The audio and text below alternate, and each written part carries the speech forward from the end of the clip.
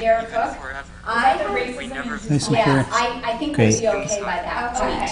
Because I'm going to need you, in case we run into challenges for that first session, but by the second session we should have it. So go from 3 to 5. I need you. 100%. Okay, starting the event. So in 30 seconds, give another peek, see if it's there. I'm sure they will. Up there, refresh the page. At that point. Yeah. You can always like call. I'm sure I can find a phone number to call over there at the very least. You maybe can. So it should be the public view right here. So yeah, you can. Yep, you got it. Yeah. Awesome. Here for it. That was awesome. That was really, really cool. I was calling David to get this set up through here. It's not immediately connecting for whatever reason. Okay. Just sitting there. So and Sarah's bringing up a paper sheet. Okay. Are you going to hear Mark and Grant, or what are you doing? No, I have. Thank you. So, This going to change? Yeah, because now it's going to be a panel rather than a conversation. So we want Anybody at the podium? No? No, I'll be at the podium Okay. for the introductions, and then I'm done with the podium. So, do you want me to help me get this set up, and then I'll get a hold of David and make sure that gets set up? Yeah. It's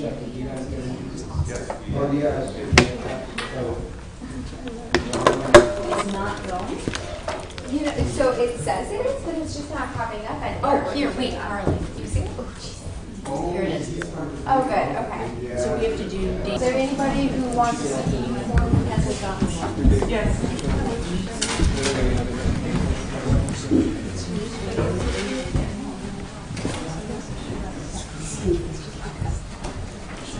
Anybody else over here who wants a CEU form who hasn't gotten one?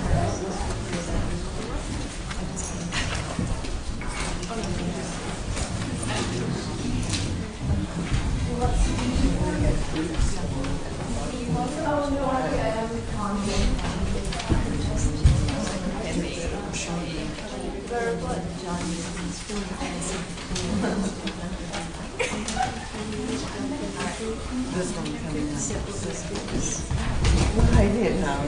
Hello there. How's life in the turn? Busy. That's why I get my job into my life. You're never Who's talking? exactly. Kind of slowing down and going from 60 to 50 hours. Yeah, right. I know, right? Okay. Yeah, usually I have to show them.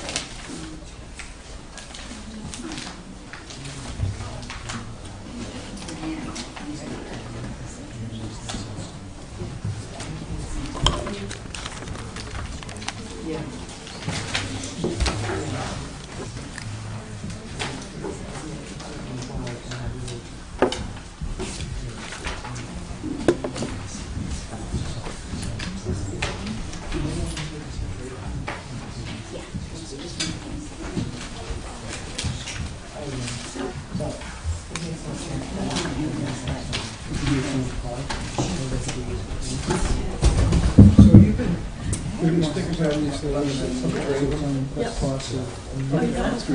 Yeah. But apparently we have to return them to either Washboard or Sherrill Plenaries. We can't return these here. We have to go back to Washboard. Or we can do it tomorrow.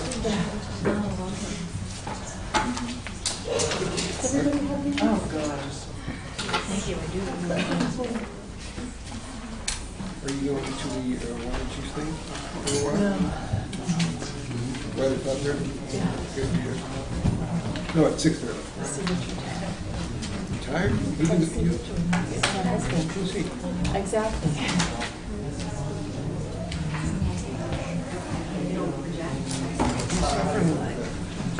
He's suffering. Did you see yesterday?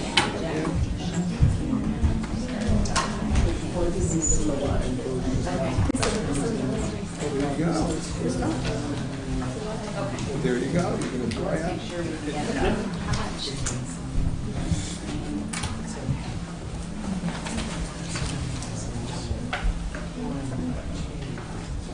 Where's it getting right here? I don't know. She'll take a tear dry. No, I heard she'll dry. Yeah. That's great. That's fun. Yeah, I'm just going back. There, you got it. Right. So go to, wait, yeah. I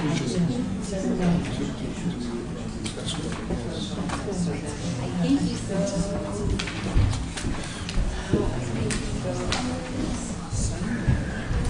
I'm glad to be going to something. I'm glad to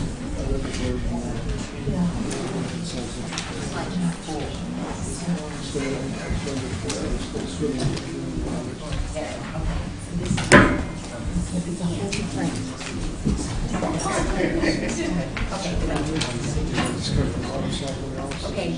Benjamin Levinas.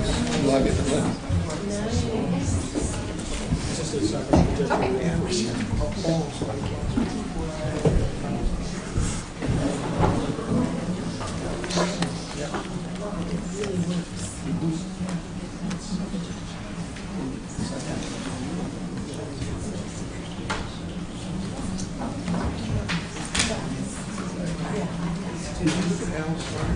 I haven't looked at it yet. Because it's weird. I'm looking Yes.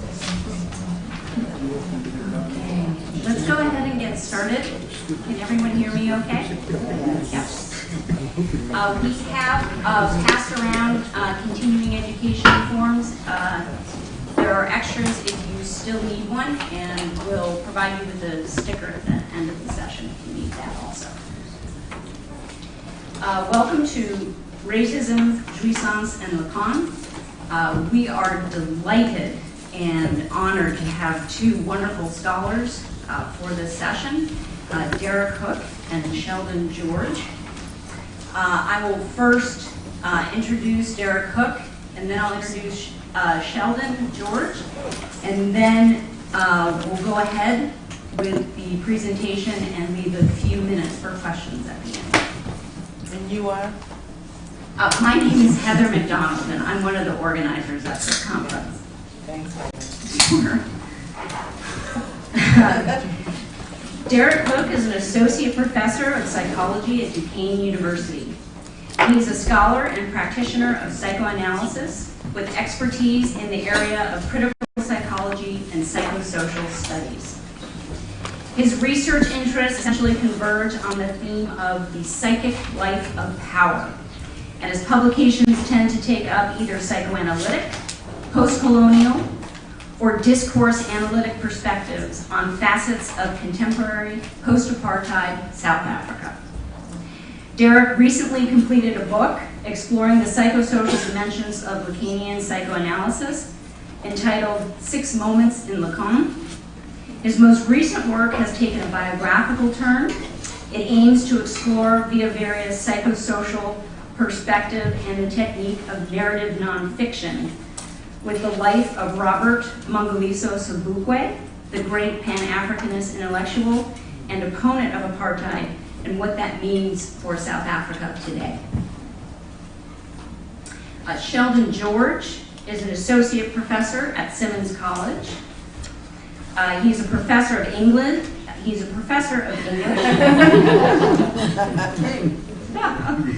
He directs the English graduate program and teaches courses on American and African American literature, along with courses on cultural and literary theory.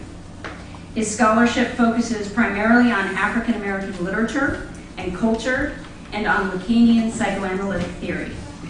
His most recent publications include a Lacanian reading of Toni Morrison's Beloved, published in African American Review, and a co-edited special issue of Psychoanalysis, Culture, and Society on African Americans and Inequality.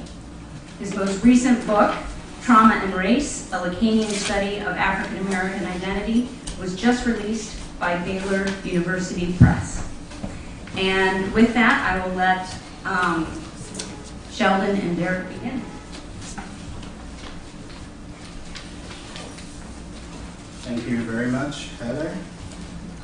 So the title of my talk is Lacan, Race, and Jouissance.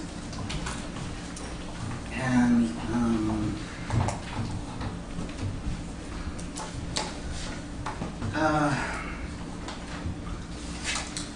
so in the recent years, we've seen numerous incidents, numerous scenes on TV of violence against black men. Everyone from Tamir Rice to Michael Brown, Eric Gardner, Walter Scott, Freddie Gray, Trayvon Martin. And what I'm interested in is basically thinking through two things in relation to this violence. The questions I'd like to address today is how can we account for the notion of otherness and racial difference that inspire violence against black men? And secondly, what role does violence and trauma play in structuring African American self-identity? My argument is basically that this violence often emerges as an effort by its participator to access what Lacan calls jouissance and to mask lack. And also that the trauma that results from this violence often becomes paradoxically the core of African American identity. So I'll focus these questions through the Michael Dunn case, which was a court case that happened in Florida. You may remember it as the loud music case, the rap music case. And I'll read the case through reference to a larger American historical context and through reference to Lacanian theory. I should warn you that there will be some graphic images. I'll try to forewarn you guys before that actually comes up. So this is Michael Dunn. He is a 47-year-old white male who in November 2012 killed a 17-year-old boy named Jordan Davis in Jacksonville, Florida. The media referred to the case as the loud rap music case. Basically, Dunn encounters Jordan Davis and two of his friends at a gas station, and they're playing their music loudly and violence ensues. So I'm interested in what I see as an excessive response to their music. And to me, this excess points to something psychic.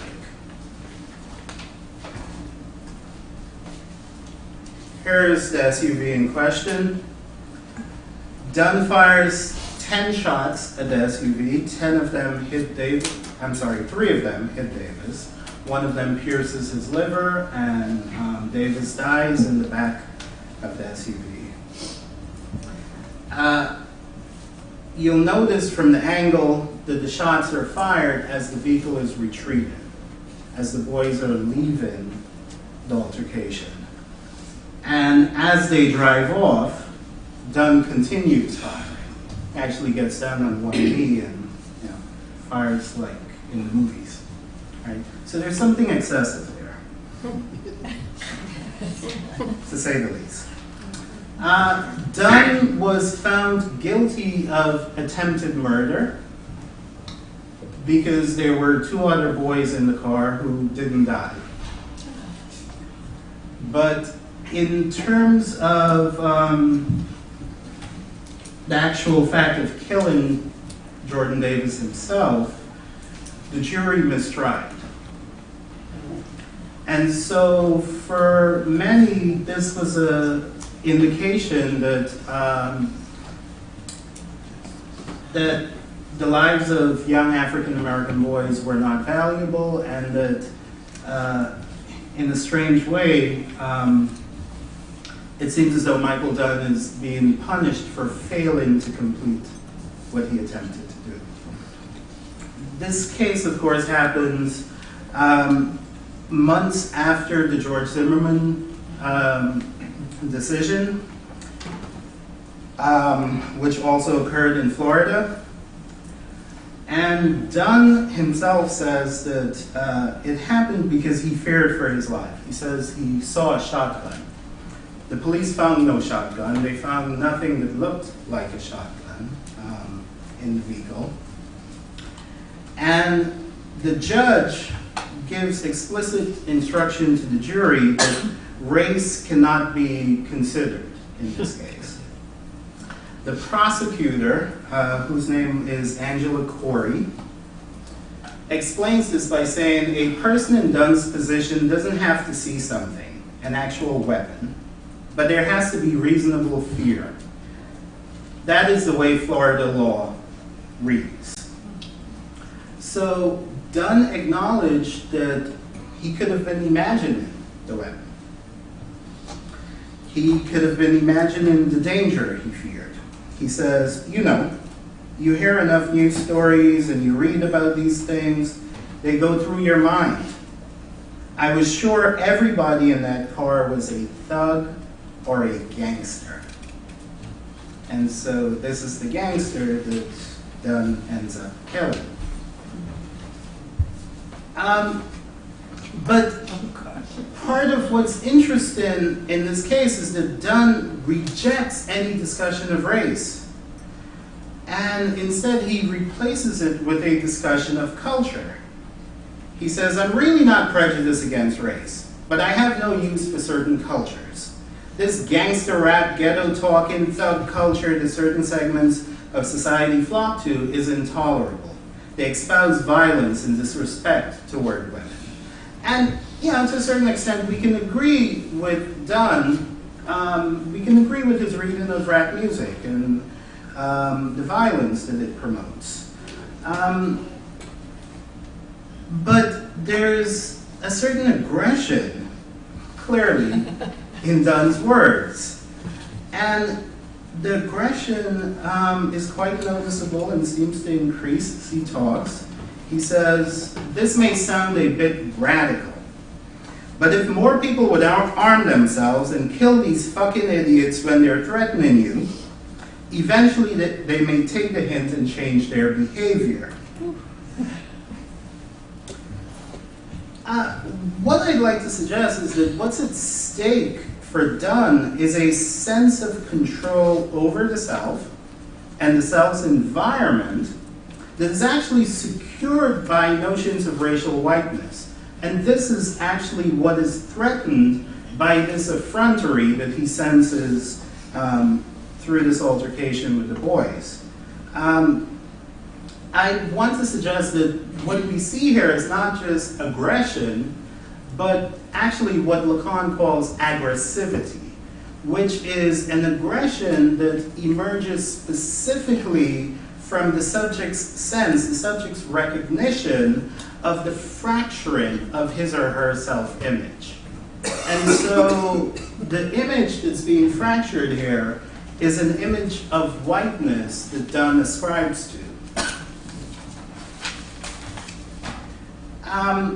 Now, aggressivity is tied to the subject's recognition of his own lack. And Lacan talks about lack, one of the ways he talks about lack is through this image of the veil of alienation. And kind of hard for me to get there, but what this is really Lacan's explanation of how subjectivity emerges. And Lacan basically makes the argument that when the subject enters into subjectivity, he or she does so through language. And so what happens to the subject is the subject gains access to meaning, but simultaneously the subject loses access to something that Lacan calls being. So being is associated with the parts of the self that escapes language. So for Lacan, that's the unconscious and that's the real. You can perhaps think of the circle on the left side, the circle of being, as mostly occupying the real. And then that zone of non-meaning in the middle would be the unconscious. So the unconscious is this overlapping of meaning and non-meaning. So the unconscious is structured like a language, has signifiers, but they are excluded from consciousness, right? Lacan describes this veil as a choice, as a forced choice that everyone has to make on an unconscious level just to survive, right? And it's a choice that splits us. And he describes the choice through reference to the robber's ultimatum, your money or your life. And the sense is, if you choose your money, if you say to the robber, I will not give you my money, I'll keep my money, then you lose both your money and your life. And so the only way to enter into subjectivity, the only way to gain life, is to give up money. It's to give up something precious, right? Okay, so the subject therefore is split between meaning and the being that he lacks. The subject tries to mask this lack, however, through the creation of a unified I. So this unified I may perhaps be connected to the imaginary. That's where it emerges. But Lacan talks about it variously as the homunculus. He talks about it in relation to the ichryses of the subject. And he talks about it also in relation to the cogito ergo sum. I think, therefore I am, Descartes' famous words. So what happens is that the subject constructs for him or herself a fantasy of unity that masks this fact of a split subjectivity. However, the mask is always incomplete, and so the subject is always plagued by a sense of fragmentation. And in the Mirror Stage essay, Lacan talks about the work of Hieronymus Bosch, who Lacan feels illustrates this psychic sense of fragmentation that we are all conflicted with. So here you have fantasies of the self as fragmented, as lacerated. You have disconnected body parts and organs that are exoscopically represented as lying outside of the body. So the self-image as unified and coherent and in control of itself is a fantasy. And in actuality, it's a fantasy that is secured in part by environment, right? In the Mirror Stage, Lacan talks about the gestalt and the way that the child conflates the other with the environment around the other and the self with that environment. So there's a sort of collapsing of identities in order to create this wholeness.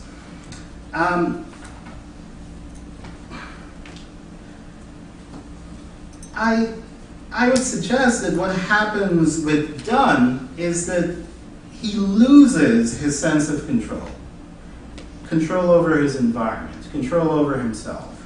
and he violently expresses his frustrated aggressivity through the act of shooting the boys. Now, what happens in the incident is that Dunn is actually coming back to a place where he had lived, a place where he had grown up. And Dunn had moved away, he was coming back to go to his son's wedding. So this is an environment that he feels like, he owns. But what happens is he drives his car into the gas station, and the space around him is restricted. It's so restricted that he could hardly open his door. And on top of that, the music is blasting. And so the music is also occupying that space. So there's a sense of him being pushed out of the space. And what he does is he says to the boys, can you turn your music down? First he says to his girlfriend, I hate that rap crap. Then he says to the boys, can you turn your music down? What do you think they did? They turned it off. But then they turned it back on and turned it up even louder than before. And he gets into an argument with them. He reaches for the glove compartment, pulls out his gun, and starts shooting. So my sense is that part of what's at work here is this aggressivity that develops out of his frustration of being cramped, feeling as though space that is properly his is now occupied by others. Then he ends up in jail. And so being in prison further restricts and frustrates his sense of control and self-mastery. And he says, I don't know whether I should feel like a victim of reverse discrimination or a political prisoner, but either way, the state of Florida is screwing me over. I'm being held illegally because the blacks are calling the shots in the media and the courts. An interesting claim, right? Especially after we've already discussed what happens in the court trial. There seems to be no control there, emanating from African Americans. Anyway, but at the heart of both the incident itself and his imprisonment isn't just issues of control, it's also a sense of the racial other as imposing a strange mode of enjoying. He's focused on the behavior of the racial other. The racial other doesn't behave like I do. And this is something that we see in both his comments and the comments of his lawyer, Corey Stroller. Corey Stroller says, this isn't a black and white issue. It's what Dunn would call a subculture thug issue. And again, it doesn't go to race. It goes to how people behave and respond to situations. Dunn says, I requested a common courtesy in asking the boys to turn their music down, but their response was obnoxious.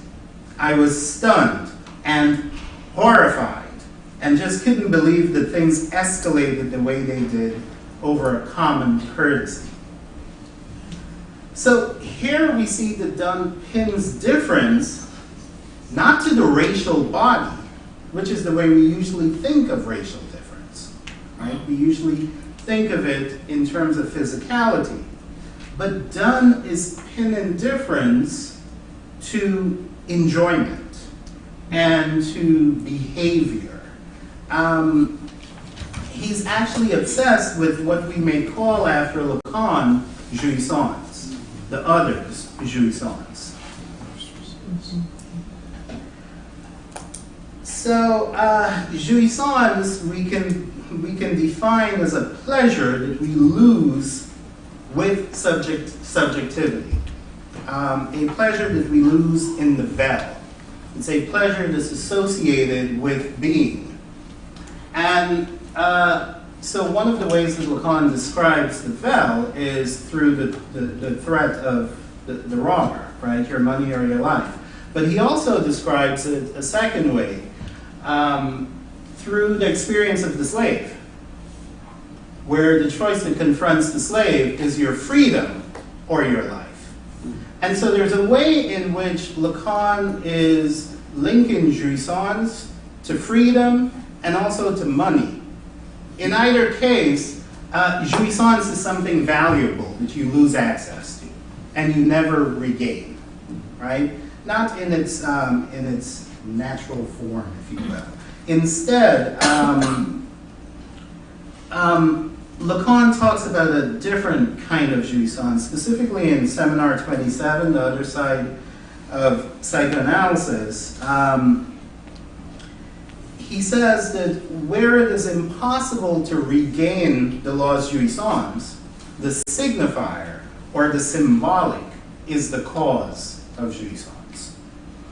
And from the signifier emerges what Lacan calls surplus jouissance. So revising Marx, Lacan describes the pleasure of the slave master as surplus jouissance. Surplus jouissance is what the slave master gains from the slave. So Lacan links this pleasure to power and fantasy.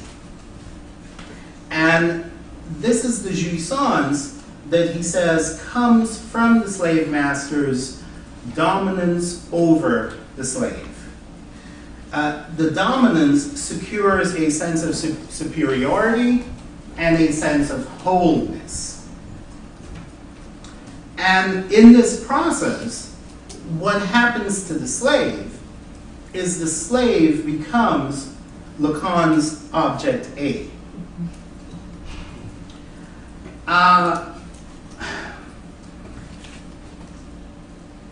Through owning this object A, what the master actually does is he links his fantasies of the imaginary to the symbolic. The symbolic starts to validate his fantasies. And what gets created is a notion of wholeness.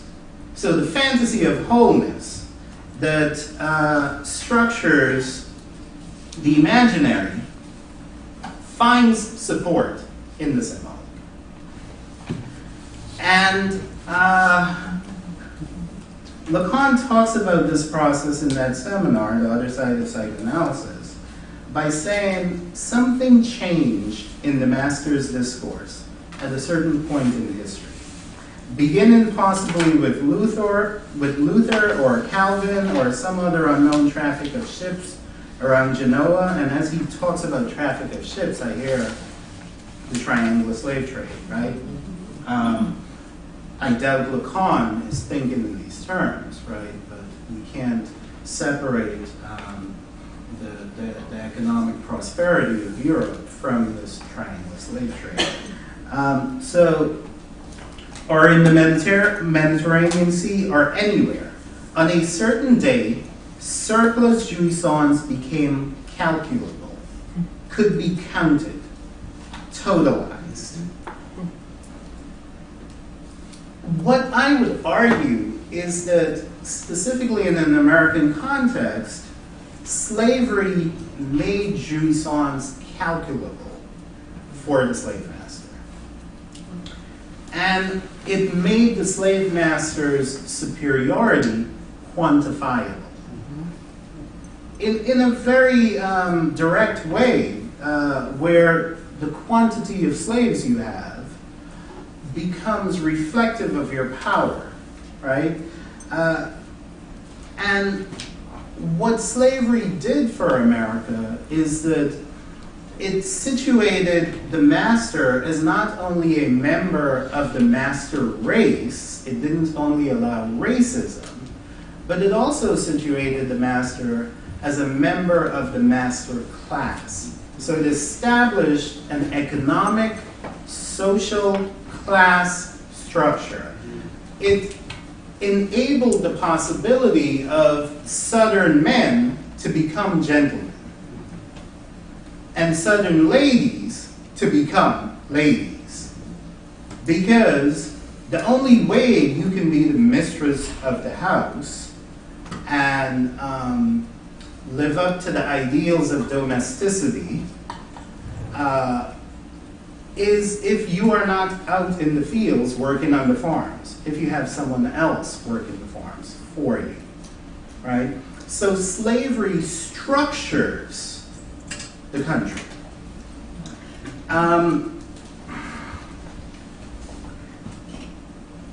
But not only the country, slavery also, I would argue, structured the white psyche.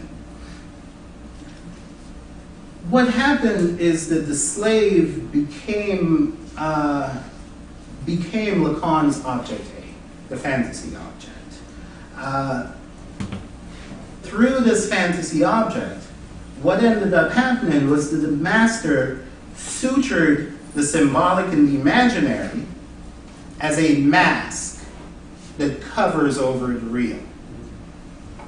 So the imaginary fantasy of wholeness gets connected to symbolic notions of race. They mutually support each other, and they cover over the lack of the real. And all of this is facilitated by the slave as object A, as fantasy object. So what the slave did as fantasy object was actually allow for the emergence of the phallus, where the master can be the representative of the phallus. You know, it's the signifier without a signified. And you could think of the master as embodying this phallus, but perhaps it's more appropriate to think of whiteness itself as the phallus. And so this fantasy object, the object A, enables the emergence of this phallus, of this,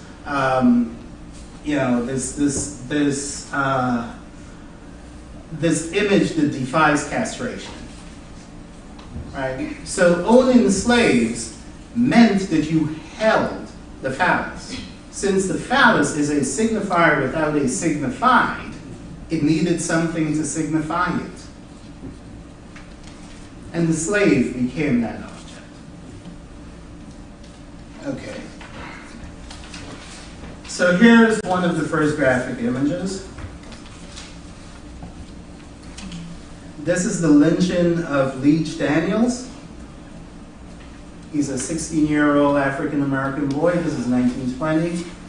And significantly, it's in front of a Texas courthouse. And so what you see is the way the transgression of the law is sanctioned by the law. And you also see the formation of a communal identity that is facilitated through possession of the object A. Once you catch the object A, once you possess it, whiteness can emerge.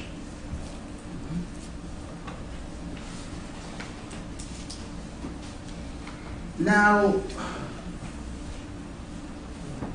what I've been arguing in part here is that the Republic itself, American society, is structured around this kind of racism. It's founded on a racism that's aimed at being en jouissance. And